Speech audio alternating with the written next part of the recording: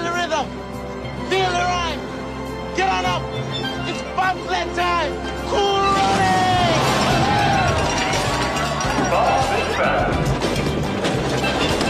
That's a hair faster than the Swiss. Boy, that's a real big difference from yesterday. Well, this is an absolute shock in the making. Yesterday, they were falling down on.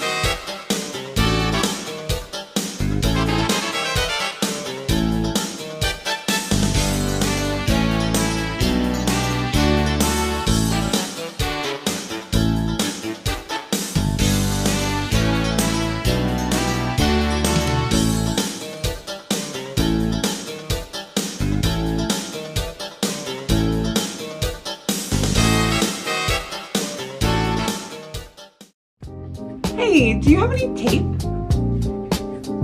Yes, I do. How about some lightsabers? Yeah, here you go. How about 5 gold rings? Yeah, sure. How about a chicka chicka boom boom tree? Here you go. How about some accessories? Will these work? How about 200 ducks? You mean like this? How about a tunnel? Voila! Do you have a ball filled with sprinkles? Here, catch! Do you have a life-size Dolly Parton? Actually, I do. Thanks. Have a good day.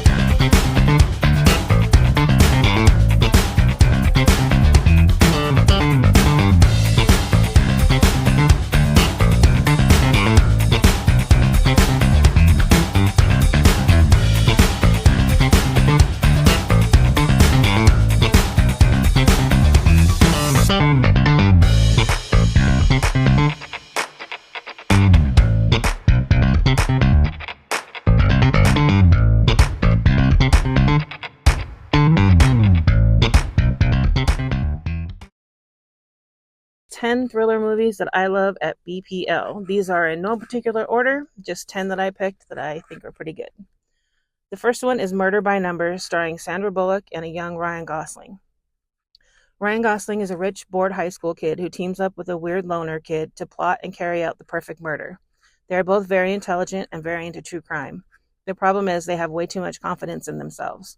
Sandra Bullock is the detective that is on to their schemes. It's 2002, rated R. The next is Double Jeopardy, starring Ashley Judd and Tommy Lee Jones. Ashley Judd is a wife and a mother who is married to a rich man who has many secrets. They go on a romantic boat trip and she wakes up by herself covered in blood. Her husband is nowhere to be found. She ultimately ends up being found guilty of his murder and goes to prison. During a phone call to her best friend who has custody of her son, she hears her son say, "Daddy," and her friend hangs up on her. She's determined to figure out what is going on. Tommy Lee Jones plays her probation officer, who is a hard ass, but ultimately ends up helping her. 1999, also rated R. The next is a movie called Missing, starring Storm Reed and Nia Long. June, the character played by Storm Reed, when her mother Nia Long goes missing on a vacation in Colombia with her new boyfriend, she runs into international red tape. However, everyone underestimates this young girl and both her intelligence and her perseverance. She will stop at nothing to find her mom. 2023, PG-13. We have Black and Blue, starring Tyrese Gibson and Naomi Harris. Naomi Harris plays a rookie cop who witnesses a dirty cop commit murder. The dirty cop then frames her and sends a bounty out on her head to all the gangsters in the city, hoping he can get her taken out before she can upload her body cam footage. 2019, rated R. Don't Breathe, starring Stephen Lang, is my next one. 3 delinquents break into the house of a blind Gulf War veteran under the impression that he has a fortune stashed inside. What they don't know is that he is far from helpless. 2016, rated R. Number 6 is The Equalizer 1 through 3, starring Denzel Washington. We have all 3 of these movies where Denzel plays Robert McCall, a man with lethal skills just trying to live a quiet life. However, when he sees someone in danger, he can't help but to intervene. And it's Denzel. What more do you need? They are 2014, 2018, and 2023, rated R. The next is Hard Candy, starring Elliot/Ellen Page before his transition, and Patrick Wilson. Patrick Wilson plays Jeff, a fashion photographer who meets Haley online. Haley is a teenager, Jeff is a grown man. They meet at a coffee shop and go back to Jeff's house for a good time. Little does he know, their definitions of a good time vary immensely. 2005, rated R. The next one is called The Hunt, starring Hilary Swank and Beth Gilpin.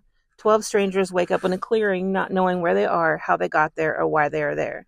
They have all been chosen for individual reasons to be part of the hunt. Who will survive? 2020, rated R. My next is Stir of Echoes, starring Kevin Bacon. After being hypnotized by his sister-in-law, a man starts seeing visions of a girl's ghost in his house. A mystery begins unraveling around him, and everyone he knows is involved. 1999, rated R. Last but not least is Peppermint, starring Jennifer Garner. The only survivor of her family's murder, Jennifer Garner plays a mother who takes out her own revenge on the system who failed her and the gangsters who killed her family. 2018, rated R.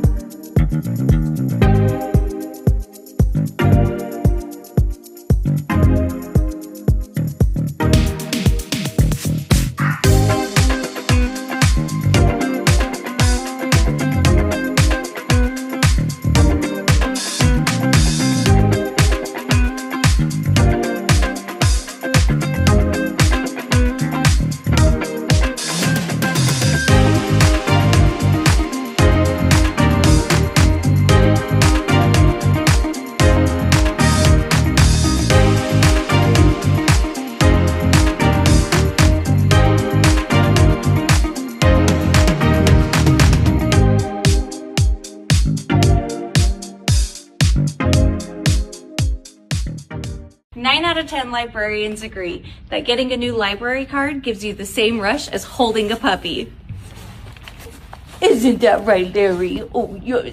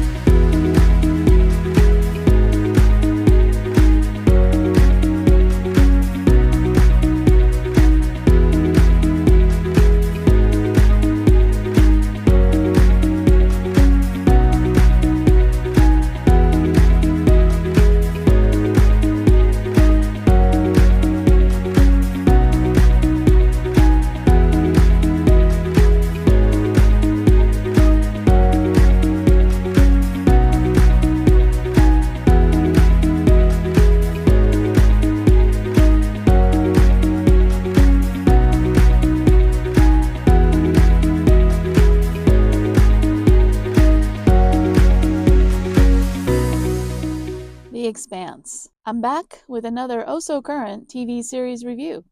What can I say? I love a good binge. The Expanse, based on the book series by James S.A. Corey and developed as a television show beginning in 2015, is my most recent find, and I am so glad to have watched it. The story takes place in our solar system several centuries in the future. Long ago in this timeline, humans colonized Mars and then went further, establishing outposts beyond the asteroid belt and on the moons of Jupiter. Over time, they began to fracture into separate nations, with Earth and Mars falling into an endless cycle of wars, while the Belters, who were born and raised on the outposts in deep space, developed their own culture and physical characteristics over time, and eventually demand equality and recognition from the inner planets. The combustible tensions between these three groups are set alight by the discovery of a substance that is distinctly not human, the first indication of life beyond the known worlds. This mystery behind the substance, where it came from, and what it's capable of, propels the overarching story throughout the show's 6 seasons.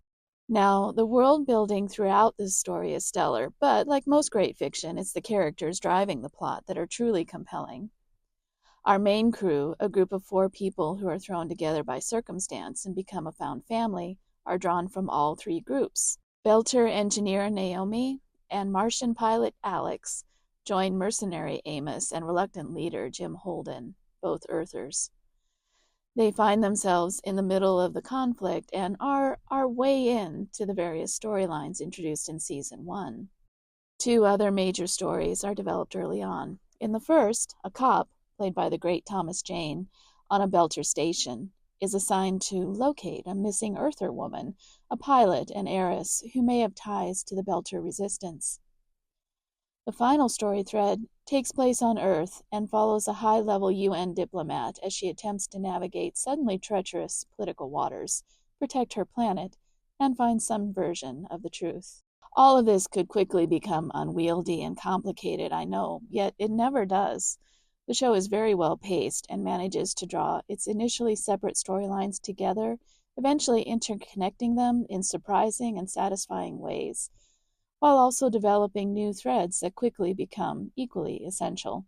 It is also sometimes visually breathtaking, as this world feels both lived in, plausible, and utterly alien to us earthbound humans. The Expanse is an evocative title, in fact. A repeated visual motif isolates our human characters in never-ending space, emphasizing both their fragility in a hostile environment and a persistent sense of wonder. I highly recommend a visit. If you like space epics with memorable characters and complex politics, I believe you will enjoy your time in this world. The Billings Public Library has all 6 seasons of The Expanse, and of course the book series too, in which the plot continues well past the end of the show.